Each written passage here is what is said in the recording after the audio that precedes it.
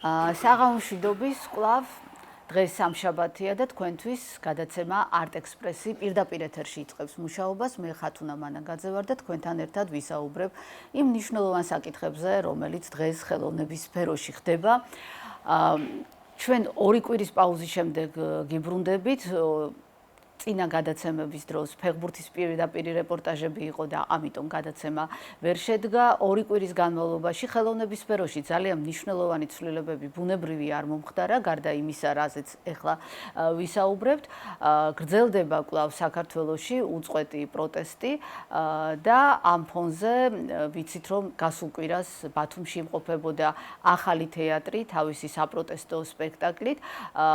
ამ პერფორმანსში მონაწილეობა მიიღეს ბათუმის დრამატული თეატრის მსახიობებმა და ასევე ბათუმის ხელოვნების სახელმწიფო უნივერსიტეტის სტუდენტებმა. ამ გასული 2 კვირის განმავლობაში მოხდა ის მოვლენა, რომ ბათუმის ხელოვნების უნივერსიტეტის დეკანი და 3 სტუდენტი განთავისუფლდა. სამწუხაროდ დღეს ბათუმის საქალაქო სასამართლომ კვლავ პატიმრობაში დატოვა ანრი კაკაბაძე, პიანისტი, რომლისთვისაც კიდევ ამბობ, ყოველი დღე, რომელსაც საპატიმროში გაატარებს, იქნება პრობლემა მისი მომავალი განვითარებისთვის და მისი მომავლის ჩამოყალიბებისთვის. სოლიდარობა ანრის და იმედია 17-ში გამართულ შემდეგ პროცესზე, 17 თებერვალს იქნება შემდეგი პროცესი და ანრი კაკაბაძე დაუბრუნდება თავის საქმიანობას.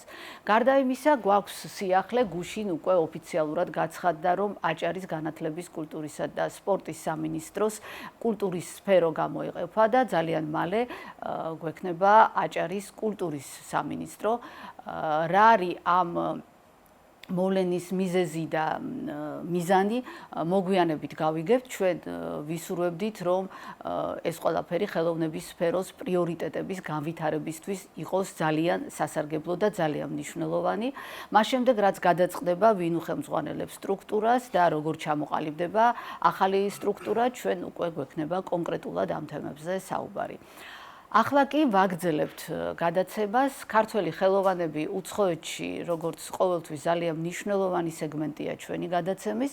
მე არაერთხელ მithქვამს და ეს ჩვეულებრივი ჭეშმარიტებაა, რომ ხელოვნების ყველა სფეროს წარმომადგენლისთვის ურთიერთობები განსაკუთრებით მნიშვნელოვანია და განსაკუთრებით მნიშვნელოვანია მსოფლიოს ხელოვნებაში, ხელოვნების განვითარების პროცესებში ჩართვა. ჩვენ ახლა შემოგვიერთდება მექსიკიდან მუსიკოსი, ოპერის მომღერალი სოფო გორდელაძე, რომელიც არაერთხელ ყოფილა ჩვენი გადაცემის სტუმარი, სხვადასხვა ამპლუაში და სხვადასხვა სიტუაციაში. დღეს უკვე ის მექსიკაშია, კარგახანია, იქ არის კონცერტები, მასტერკლასები და ძალიან აქტიური პერიოდი აქვს ამ მიმართულებით. სოფო ჩვენთან ერთად არის. საღამომშვიდობის, სოფო. მოგესალმებით, საღამომშვიდობისა თქვენთვის, ჩემთან არის დილა. ხო, დილა არის თქვენთან და ვიცი, რომ ძალიან უხერხულ დროს გიკავშირდებით ხოლმე შესათანხმებლადაც, მაგრამ როგორ გეკადრებათ? დიდი მადლობა კიდევ ერთხელ გადაცემაში მოწვევისთვის, თქვენი ინტერესისთვის, მუდმივად ჩვენს მიმართ, ვინც საზღვარგარეთ, ასე ვთქვათ, მოღვაწეობთ საზღვარგარეთაც და მივესალმებ თქვენს მაყურებელს. და როგორც თქვენ აღნიშნეთ, პირველ რიგში მეც მინდა სოლიდარობა გამოვუცხადო ყველა უსამართლოდ დაკავებულ ადამიანს. ჩემი წარმატება, ჩემი სიხარული აქ არასრულფასოვანია იმ მოვლენების ფონზე, რაც საქართველოში ვითარდება, რომელსაც მე მუდმივად ვადევნებ თვალს აქედან და ძალიან მამძიმებს ეს ფაქტი, რა თქმა უნდა და სოლიდარობას ვუცხადებ მათ. სოფო, ამ 3 კვირის განმავლობაში 2 კვირაა მე მგონი მექსიკაში ხართ და ძალიან დატვირთული გრაფიკი გაქვთ. თან ჩვენ ერთხელ გქონდა საუბარი მექსიკიდან, ვისაუბრეთ იმ კულტურაზე, რომელიც ამ ქვეყანაშია და აბსოლუტურად განსხვავებულია ჩვენი კულტურისგან. აი, ეხლა თქვენი ვიზიტის მიზანი და რა აქტივობები გქონდათ, თუ შეიძლება მოგვიყვებით.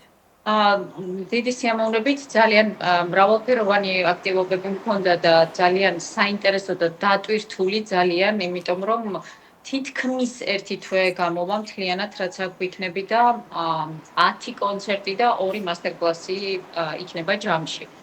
აქედან კონცერტების უმრავლესობა იყო მექსიკელ გიტარისტთან, ანტონიო ლოპესთან ერთად, რომელთანაც შარშან გაზაფხულზე ჩვენ შევქმენით დუეტი, დავარქვით ცისკარი და წელს გქონდა პირველი ასე ვთქვათ, ერთობლივი პატარა ტურნე მექსიკის მასშტაბით. ვიყავით მეხიკოში, სან-მიგელში, ტასკოში და ძალიან წარმატებით ჩაერა ამ კონცერტებმა. გარდა ამისა, მე ჩავატარე მასტერკლასები სან-მიგელის ოპერისიმა მეხიკო არის ესეთი საოპერო სტუდია, რომელსაც ხელმძღვანელობს ძალიან ცნობილი მექსიკელი კოუჩი როხელიო რიოხას, რომელიც წლების მანძილზე, 20 წლის მანძილზე იყო ევროპის წამყვანი საოპერო თეატრების კოუჩი. შემდეგ მეხიკოს საოპერო თეატრში ჰქონდა ხელმძღვანელობდა საოპერო სტუდიას და ეხლა მან გახსნა თავისი აკადემია, სადაც მე ჩემთვის ძალიან დიდი პატივი იყო და ძალიან საინტერესო იყო, რომ მიმიწვიეს ორდღიან მასტერკლასზე. ძალიან საინტერესო მასტერკლასი იყო. სხვადასხვა სრულიად სხვადასხვა დონის, სხვადასხვა მომზადების მომღერლებთან, ზოგიერთი სტუდენტი, ზოგი უკვე ჩამოყალიბებული მომღერალი და ძალიან საინტერესოდ მოვიარე მეხიკოც და ამჟამად გუშინ გვიან საღამოს ჩამოვედი აკაპულკოში, ხედავთ ჩემს უკან. საოცარი ხედია. წყნარ ოკეანეს. და აქ მაქვს ორი კონცერტი აკაპულკოს ფილარმონიულ ორკესტრთან, რომელთანაც შევასრულებ ჩემთვის ერთ-ერთ ყველაზე საოცნებო ნაწარმოებს, ეს გახლავთ რიხარდ შტრაუსის 4 უკანასკნელი სიმღერა ჰერმან ჰესეს ტექსტზე. პირველი შესრულება იქნება ჩემთვის. იმედი მაქვს არა უკანასკნელი. ურთულესი და ულამაზესი ვოკალური ციკლია. არის ერთ-ერთი შედევრი ამ ჟანრში და აი დღეიდან ვიწყებთ უკვე რეპეტიციებს. მაესტრო არის ბელგიელი მაესტრო ბარტოლომეუს ჰენრი ვან დე ველდე. და დღეს ხვალ ზეგ დილით რეპეტიციები გვაქვს და ზეგ საღამოს და პარასკევს უკვე კონცერტები. შაბათს დილით ადრე მივემგზავრები ისევ მეხიკოში, სადაც მექნება ბოლო კონცერტი ცისკარის დუეტით, ანუ გიტარასთან ერთად, რომელთანაც ასევე ძალიან საინტერესო პროგრამა გვაქვს, ძალიან მრავალფეროვანი. ჩვენ საშუალება გვაქვს მოვისმინოთ, ვაჩვენოთ მცირე ფრაგმენტი ამ დუეტიდან და მე ვფიქრობ პარალელურად ვისაუბროთ კიდეც. დიახ. კი ბატონო. სადაც შესულია როგორც ანუ 5 ენაზე სრულიად სხვადასხვა რეპერტუარიდან, სხვადასხვა ეპოქებიდან ნაწარმოებები, მოცარტიდან და ფერნანდო სორიდან დაწყებული, მანუელ დე ფაიას 7 ესპანური სიმღერით დამთავრებული, რა თქმა უნდა, ქართული ნაწარმოებიც გვაქვს, რომელთა ტრანსკრიფციები ყველა ძირითადად ანტონიომ თვითონ გააკეთა და საერთოდ ძალიან საინტერესო პროექტი არის, იმიტომ რომ ესეთი კომბინაცია გიტარა და სოპრანო შედარებით უფრო იშვიათია, ვიდრე ვთქვათ ფორტეპიანო და სოპრანო.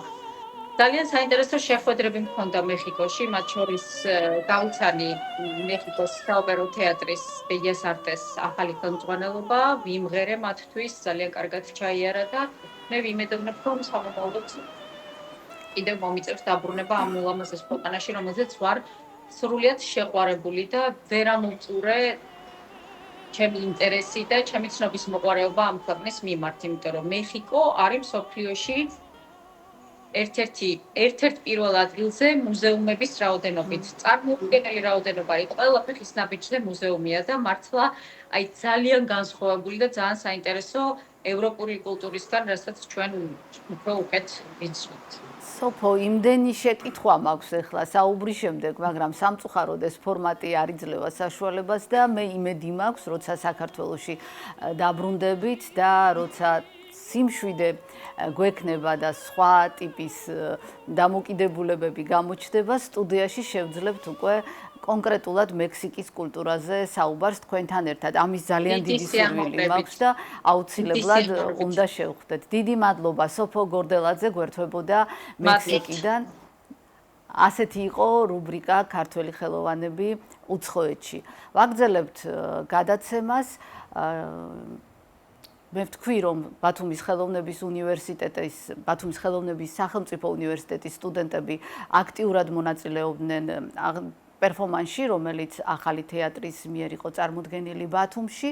ასევე შემიძლია გითხრათ, რომ რამდენიმე დღის წინ გაიმართა მათი სპექტაკლი უნივერსიტეტის სივრცეში სახელწოდებით მე და ბათუმის ხელოვნების უნივერსიტეტის სამსახიობო ფაკულტეტის წარმომადგენლები არიან ისინი, მათი მიზანია ეს სპექტაკლი საქართველოს სხვადასხვა ქალაქებში აჩვენონ. ერთ-ერთი ჩვენება უკვე გაიმართა ქუთაისში, მაგრამ ჩვენ დღეს ამ სპექტაკლზე საუბარს არ ვაპირებთ, ჩვენ საუბრობთ ერთ-ერთ ასევე მნიშვნელოვან მოვლენაზე, მე ვფიქრობ, ჩვენი რეგიონის კულტურულ ცხოვრებაში, როგორც მოგეხსენებათ, იანვარში ბათუმის ხელოვნების უნივერსიტეტის რექტორი ბატონი თემურ კეჟვერაძე საკუთარი განცხადების საფუძველზე გადადგა თანამდებობიდან. ბათუმის ხელოვნების უნივერსიტეტს ყავს ახალი რექტორი, უпростоრად რექტორის მოვალეობის შემსრულებელი, რომელიც გახლავთ პროფესიით დირიჟორი და უნივერსიტეტის ასოცირებული პროფესორი მამუ კალაფიშვილი, ის დღეს ჩვენთან ერთად არის სტუმრად. საღამო მშვიდობის. ეს ის მომენტია, როცა მოლოცვა ძალიან მიჭირს, იმიტომ რომ ურთულეს პერიოდში, ურთულეს სიტუაციაში დაიწყეთ ამ მიმართულებით მუშაობა. მე მინდა წარმატებები გისურვოთ პირველ რიგში, იმიტომ რომ ეს აუცილებელია არა მხოლოდ თქვენთვის, არამედ ზოგადად მთელი უნივერსიტეტისთვის და მე ვფიქრობ, ერთობლივად მოხდება ძალიან ბევრი საკითხის წარმატებები ერთად, რასაკვირველია, ერთად უნდა კონდეს უნივერსიტეტში ყველას წარმატება და ეს უნდა იყოს ყველას თანაბრად განაწილებული ყველასთვის, სტუდენტებისთვის, პროფესორ-მასწავლებლებისთვის და ასე შემდეგ. მოდით დავიწყოთ. გადაწყვეტილება, რომელიც მიიღეთ და არის საკმაოდ რთული. როგორ უყურებთ ამას ყველაფერს? რთულ პერიოდში მომიწია ფაქტია ყოფნა. რთულია, როცა დაპირისპირება ფონზე გიწევს მუშაობა, შიგნით გარეთ არ აქვს უძას მნიშვნელობა, თუმცა ვცდილობთ მაინც რომ სტუდენტებიც პროფესორ-მასწავლებლებიც შევინარჩუნოთ მეტნაკლებად სიმშვიდე, ერთმანეთის გაგება იყოს და იმიხედვით იმ საქმეს, რასაც ქვია უნივერსიტეტის აღშენებლობა. კონკრეტულად შემიძლია ვთქვა, რომ მიუხედავად ყველაფრისა, პლუს კიდევ ჩემზე კარგად იცით, გამოწვევებია ეს ავტორიზაციის საკითხი, ანუ ავტორიზაცია გასავლელი უნივერსიტეტს. მორიგი ავტორიზაცია, თუმცა ბევრი ხელისშემშელი პირობებია. მატერიალურ-ტექნიკური ბაზა აუცილებლად არის მისახედი, გასაახლებელია. მე შემიძლია მხოლოდ ამ 6 თვის განმავლობაში რისი გაკეთებაც შემიძლია და სურვილი მაქვს იმაზე ვისაუბრებ. ვერ ვისაუბრებ, აქედან გამომდინარე, ამ 6 თვის განმავლობაში რა პროექტებიც არის წარმოდგენილი 2025 წელთან დაკავშირებით, აუცილებლად განხორციელდება. რა მოთხოვნებიც იყო ფაკულტეტების მიხედვით შევხვდი თითქმის ყველას აბსოლუტურად და რა პრობლემებიც იყო და ჩავინიშნეთ, ჩამოვწერეთ, რისი შესრულება შეიძლება ისიც გავწერეთ, რისი მოსწრებაც არ შეიძლება რეალურად ვისაუბრეთ და ალბათ საომავლოდ გაგრძელდება უკვე. რაც შეეხება ისა რა ქვია სტუდენტების გაცვლა და პროფესორ-მასწავლებლების გაცვლა ერასმუსის პროგრამითაც არ შეჩერდება ამ ხნის განმავლობაში და მგონი რომ მაინც ერთად შეკრული ვიმუშაებთ. რა პრიორიტეტები იქნება, ეხლა თქვენ ჩამოთვალეთ რამდენიმე საკითხი, რაზეც გამახვილდება ყურადღება. აი, მოდით როგორი ფორმით შევხედოთ. თქვენ ამდენი წლის განმავლობაში მუშაობთ უნივერსიტეტში და რეალურად ხედავთ რა და როგორ ვითარდება იქ და რა ხდება, ხო? მოვლენებს კარგად იცნობთ, ადამიანებს კარგად იცნობთ და რესურსი კარგად იცით, როგორც მატერიალური, ასევე ადამიანური რესურსი, თუმცა რასაკვირველია, ყველაფერს კიდე სჭირდება ჩაღრმავება და გარკვევა. აი, რა მიგაჩნიათ ამ ეტაპზე პრიორიტეტად? პრიორიტეტი მაინც მე მგონი ის ურთიერთობების დალაგება, რაც ხდება საერთოდ ჩვენს გარშემო და იგივე თვითონ უნივერსიტეტში. ადამიანური ფაქტორია, ერთმანეთის მიმართ სიმშვიდის გამომჟღავნება, გამოვლინება და ერთად დგომა იქ პრიორიტეტი ყოველთვის არის სტუდენტი. აქედან გამომდინარე, სტუდენტებიდან გამომდინარე უნდა ვიმსჯელოთ, ჩვენ რა გავაკეთოთ. აქ სწავლასაც შეეხება, ერთმანეთთან ურთიერთობასაც შეეხება და პრინციპში პრიორიტეტი ერთ-ერთი ყველაფერი პრიორიტეტია ამ წუთას, იმიტომ რომ ის მატერიალურ-ტექნიკური ბაზა თუ არ განვაახლეთ, ვერც სწავლას მოთხოვ. და ვერაფერს სტუდენტს. ამიტომ ჩვენ უნდა ვეცადოთ კონკრეტული გადაწყვეტილებები უკვე მიღებულია და დაწყებული გვაქვს. მე შემიძლია ვთქვა, რომ კინო ტელე რეჟისურასთან დაკავშირებით თითქმის მოვაწყვეთ უკვე თითქმის დამთავრების სტადიაშია ის ოთახი, სადაც დაუშვათ სტუდია, სადაც გავა ეთერები და მას ის ამას ქვია ჟურნალისტიკასაც გამოადგება ამ შემთხვევაში, რა თქმა უნდა, არა მარტო ტელევიზიას. ბევრი მოდის დიზაინთან დაკავშირებით შემიძლია ვთქვა, რომ იქ სამკერვალოცა თავისი პრობლემები იყო, უკვე ჩავთვალოთ, რომ მოგვარებული, იმიტომ რომ რეალური პრაქტიკულ ნაწილზე ვლაპარაკობ. თუ ეს არ მოგვარდა, ელემენტარულად ურთიერთობაც კი, თუ კი ბუფეტი იყო მოთხოვნილი სტუდენტების მიერ.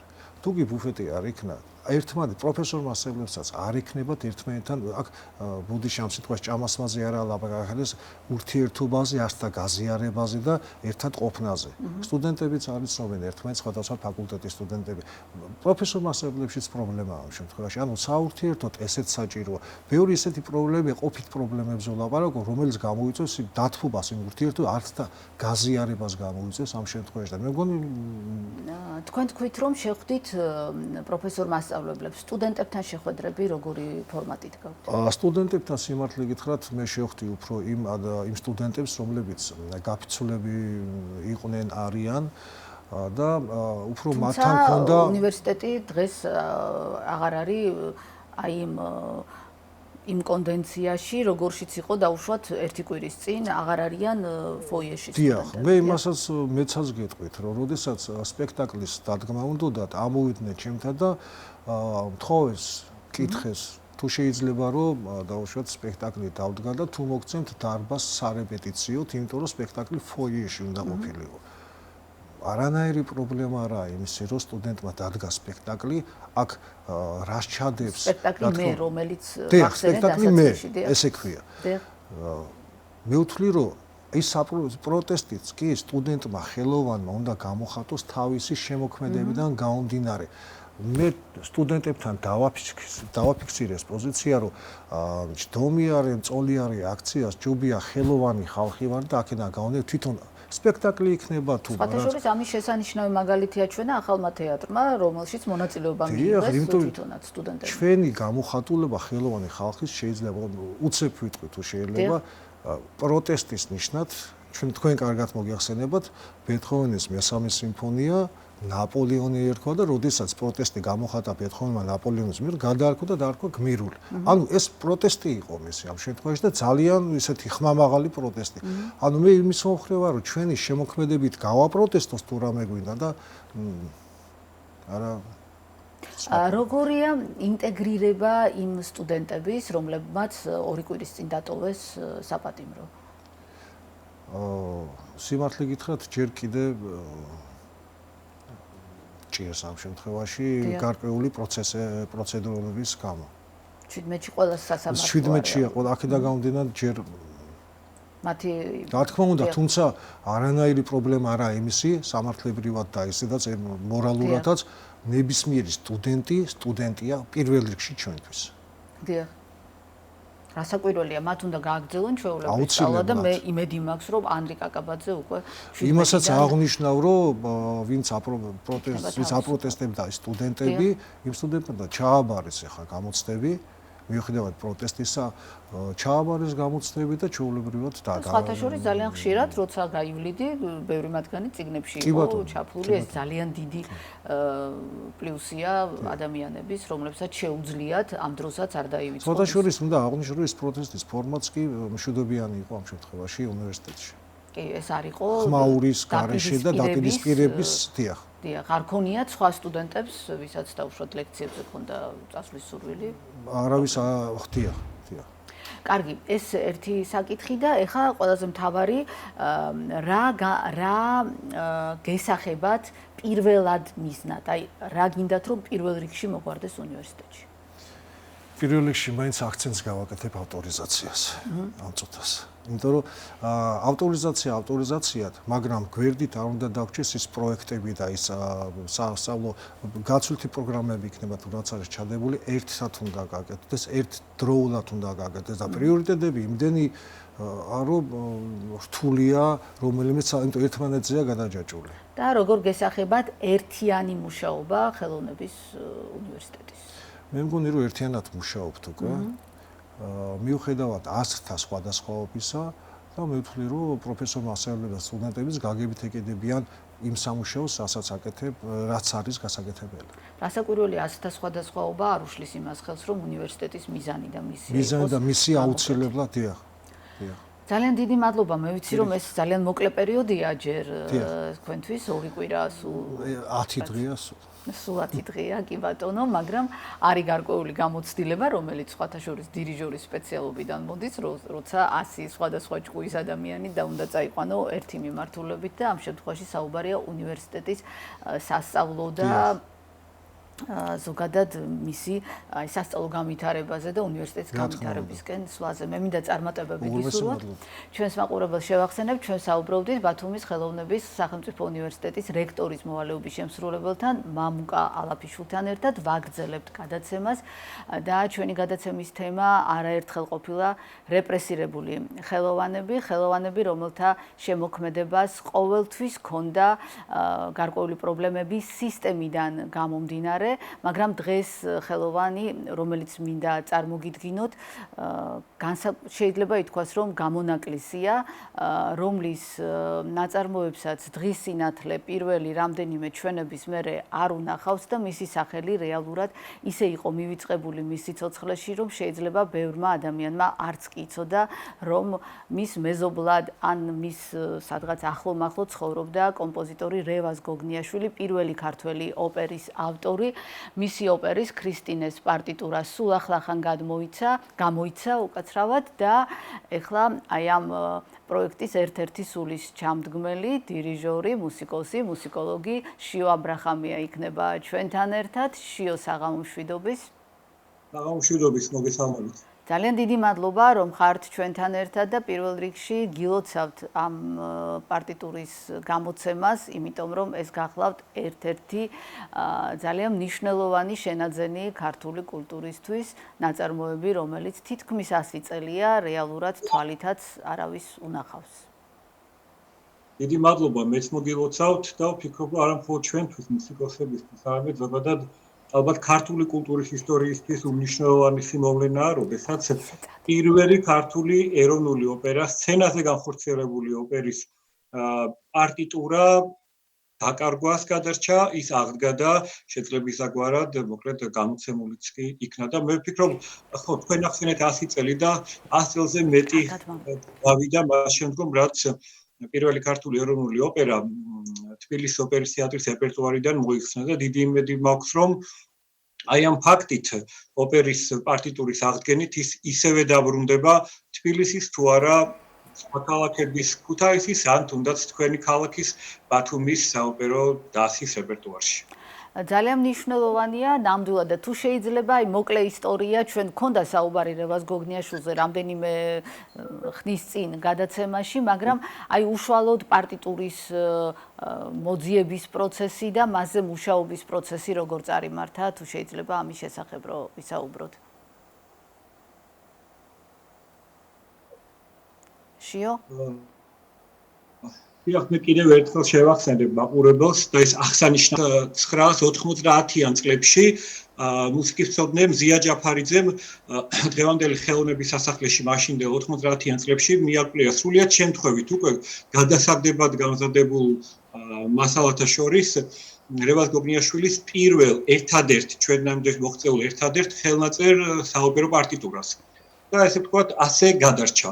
მაგრამ 90-იანი წლები მოგეხსენება ცირთულებით ხასიათდებოდა, მაშინ არავინ დაინტერესდა ამ ფაქტით ოპერის პარტიტურის მიგნებით თუ აღმოჩენით და მან უბრალოდ ესე ვთქვათ, ღირსეული ადგილი დაიღვანა ხელოვნების სასახლეში. შეიძლება ითქვას, რომ საზოგადოებისთვის ის მაინც დაკარგულად ითვლებოდა. ხოლო აი 2013 წელს ხო სხვადასხვა ქალბატონმა მზია ჯაფარიძემ მიუძღვნა მას რამდენიმე ვრცელი პუბლიკაცია და 2013 წელს, როდესაც მე ხელოვნების სასახლესთან მომიწია ურთიერთობა, მაშინ გიორგი კალანდიამ სასახლის დირექტორმა შემომთავაზა დავინტერესებულიყავი პარტიტურით, მაჩვენა კიდეც პარტიტურა, რომელიც ჩემთვის ძალიან ემოციური მომენტი იყო, ფაქტი იყო. და გადაწყვიტე ნელ-ნელა დავინტერესებულიყავი ამ ფაქტით. მე მაშინ ესეთი გატაცებული მუსიკოლოგიით არასაკვირველი არ ვიყავი, მაშინ ეს არ იყო ჩემი პროფესია და თანდათან დავინტერესდი ოპერით.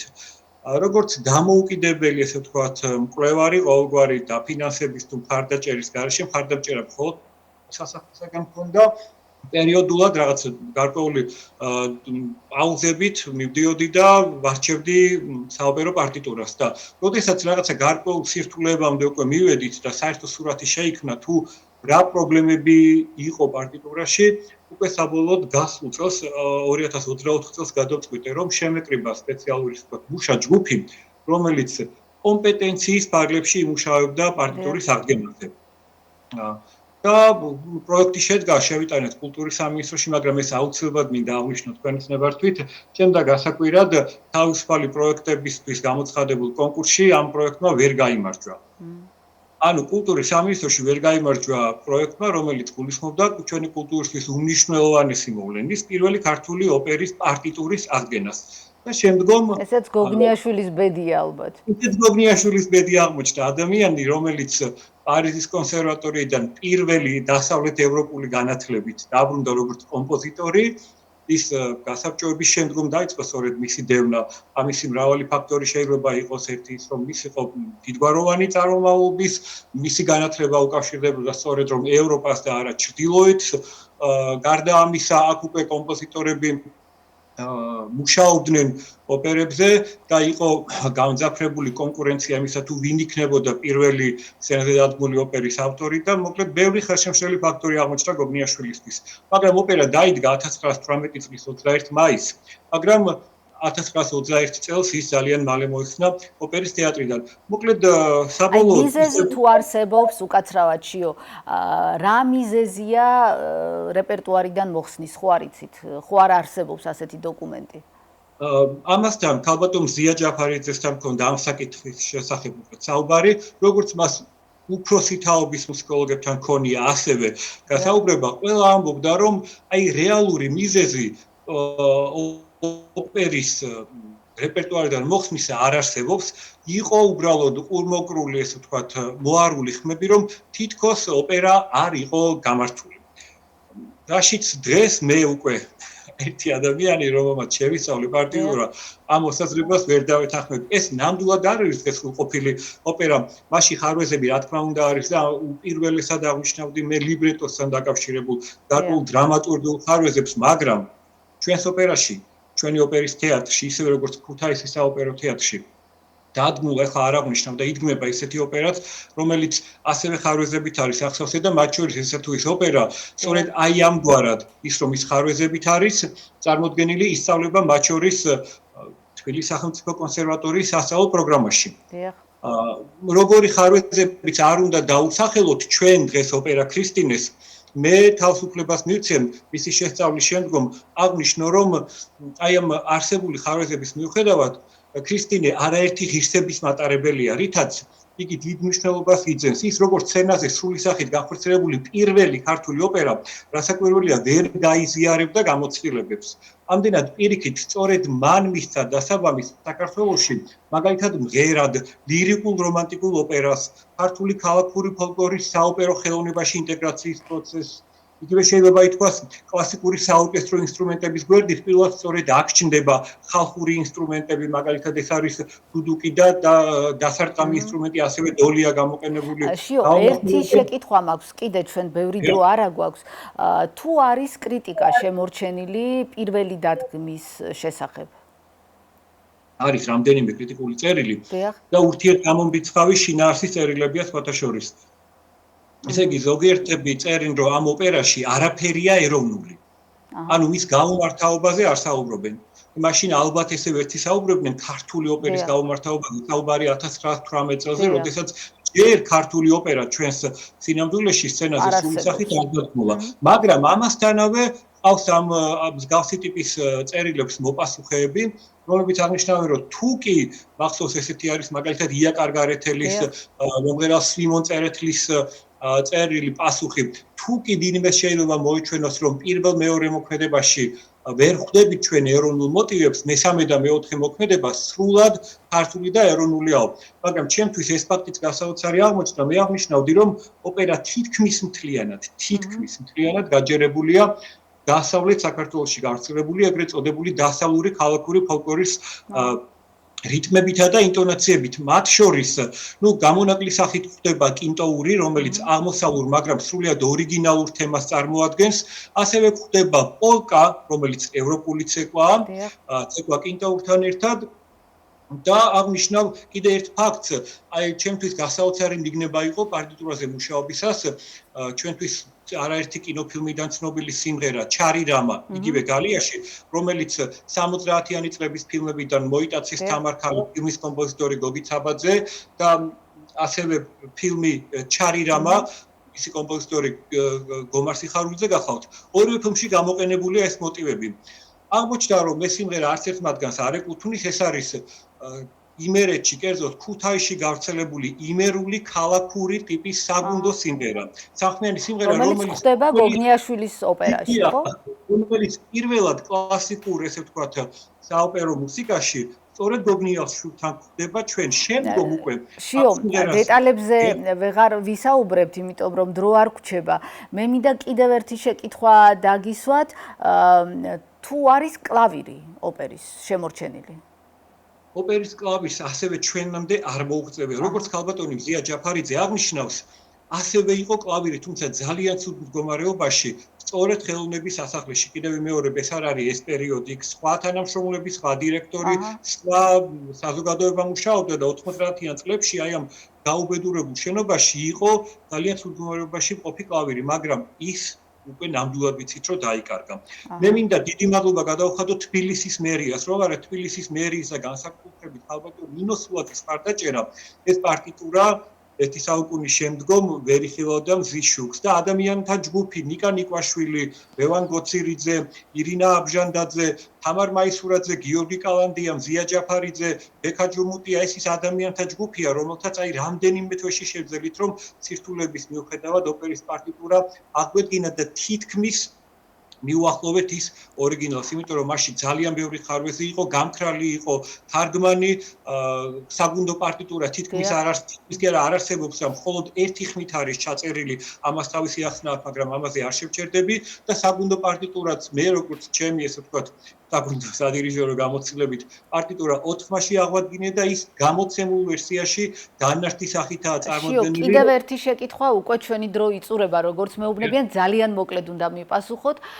ხო არ დადგება უახლოეს პერიოდში საკითხი თბილისის საოპერო თეატრში ამ ოპერის განხორციელების, ხო არ მიმართეთ?